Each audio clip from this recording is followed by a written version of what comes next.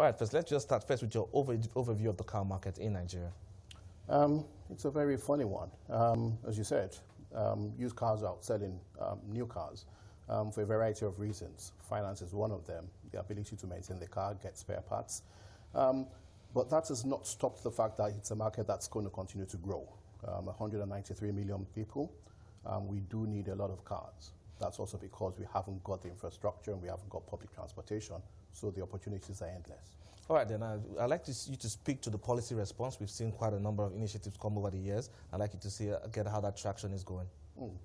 Well, the auto policy, when it was introduced circa 93, 94, during President Goodluck's regime, was an attempt to kickstart the local car assembly and also attract investors to start setting up more assembly plants to do that. What has happened is that a number of projections, assumptions were made when that policy was put in place, and now we're finding ourselves having to deal with those projections. For instance, the value of the naira then changed. The currency became a lot weaker. The global market, as we knew it, started moving away from combustion engines to renewable fuel vehicles. And in addition to all that, we had policies which had been put in place, or which are still in place, competing with other policies which were meant to be complementary, which are not necessarily complementing the policy. So we have a policy that's really going against what you would normally describe as headwinds. On paper, it's a fantastic policy. It's the reality that needs to be dealt with, because there's some things changing that we need to change in order for this policy to be much better in the implementation than it is at the moment. All right, interesting you mentioned that, because we noticed that in that time since this policy has been on board, we've had a devaluation, and we've seen how that is going to affect the spending power of consumers and people who want to buy cars. Beyond that, though, how else has this impacted the industry? To most people, it has been negative. Not only the currency went from 161 naira when the policy was brought in, it went as bad as 520. It's now sort of like bottomed out at 360 odd naira. But at the same time, the duty as part of the policy was increased. So if you're buying a brand new vehicle imported, the duty could be as high as 70%. I mean, that's duty plus levy. So you've got those two. We had a recession. We're only just coming out of that. And if you factor in the thing, which is that we've got a migration which is not going to stop from the rural area to the urban area, without the infrastructure to transport people, there's going to be higher dependence on these vehicles. And if you haven't got the finance to buy the vehicles, at least the new ones, then the only way you're going to go is to go and get the used ones.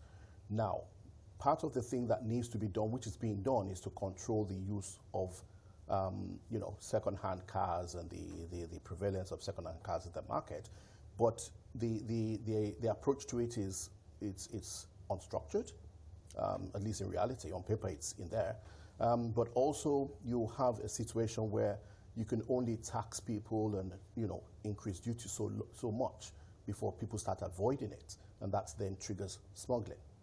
And if I can't afford a brand new car and I need a car, then I'm most likely going to head in the direction of the used car. All right, but I'd like you to speak to the engagement with all the stakeholders in the sector, how that has been with the government so far. It's been interesting. I mean, I represent the Chamber of Commerce as the chairman of the Auto and Allied Group. And during the time that I've been chair, I've tried as much as possible to try to, put together who the stakeholders are. If you look at the NADDC and the composition of the board of the NADDC, that's the Auto Development and Design Council, you'll find out that the definition of stakeholders for their purpose are those people who are involved in the assembly of the vehicle. So you've got the assemblers and those who are doing the components. For the Chamber of Commerce, for instance, our opinion on the stakeholders should be everybody involved. That's all the way up to those who are providing the after-sales service, the technicians, the insurers, the bankers who are providing the finance, and everybody in between. Because yes, because the industry doesn't exist on its own. There are other, ancillary industries that kind of affects. It's a no-brainer. So if you just take, a small clutch of people and say these are the stakeholders, without those who are not part of those stakeholders understanding what's going on, you'll find out that, you don't have a wholesome approach, you don't have a total approach, and there's some parts of it that you don't quite understand because you haven't listened to everybody. And if you think about it, 90% of cars sold in Nigeria are the used cars. The used car sellers are not part of the stakeholders for the auto policy. So you now say to yourself, the larger percentage of cars being sold are controlled by those who are selling the used cars, but they're not part of the, the decision making. They're not part of, the change, because we are going to have to evolve from new cars to used cars. And I'm not saying that the wrong way. I actually mean what I'm saying. Okay, we have new cars to used cars. We have to start moving away from new cars to go and address the used cars. Okay. We still have a policy that allows us to import cars that are 15 years old. So that flies straight to the face of a policy that's saying we want to encourage investors, because I'm going to be saying, I'm an investor. I want to go into a country that still allows people to import cars that are 15 years old. Where's the protection then? Okay. And it's not there. Okay, all right then. So, but, FX policy, we kind of touched on that. The used cars, we touched on that, But then the last issue I would like you to address is the issue of smuggling. We've seen our neighbors in there. We tried different policy approaches where we tried to shut the borders in there at some point. But how best would you advise that we address this? We've proved time and time again that we're not good at controlling the borders. I mean, I don't know why the inefficiencies are there. I don't know why they've been there for so long.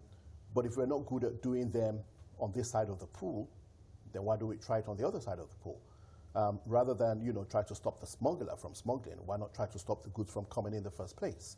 Yeah. So when you get to a stage where you can tell the countries that are the key ports for sending vehicles to Nigeria, and they're easily identifiable because you've got the import documents, you can easily, go to the Office of Statistics and get an idea of which countries are sending vehicles to Nigeria, and do what NAFDAC did many years ago with drugs, or should I say with fake drugs come from certain countries.